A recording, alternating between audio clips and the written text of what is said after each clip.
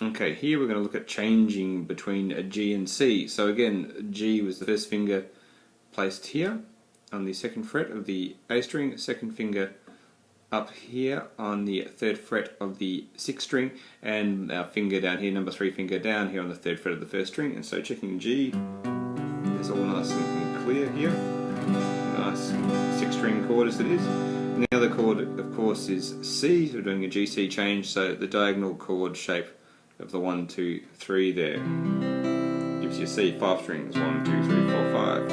Now, the trick from changing from G to C is to ultimately want all fingers to land in the one hit. But what a lot of people do when they're starting out is they'll get a G going, then they'll go to C, but they'll go to C with the first finger.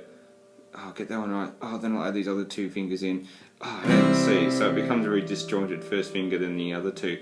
So generally what we're trying to do now is train the weakest link to be leading the way, which in this case will be the third finger, this little guy here. So we need to basically train to go from G to C, but leading with the third finger.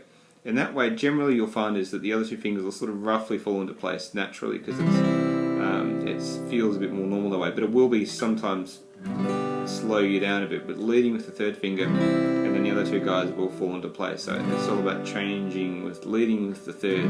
So it's your weakest finger, it's less dexterous finger, because you don't use that much if you think about that for typing and texting on your phone and things like that. But people do use their first finger a lot in daily life for pressing buttons and things and so forth. So we're training G, leading with the third finger and the other 2 fingers to connect there, and that's one of the tips to try and make that C change more connected. And also, if you think about it, when you're going from G to C, the first string you actually pluck is the 5th string.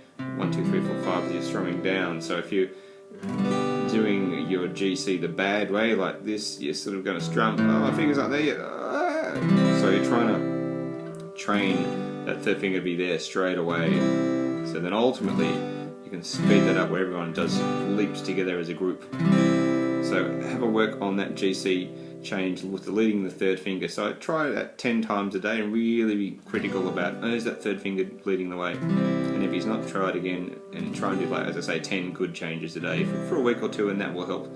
After that you should begin to connect those GC chords together, which are, again, are in thousands of songs using those 2 common chords.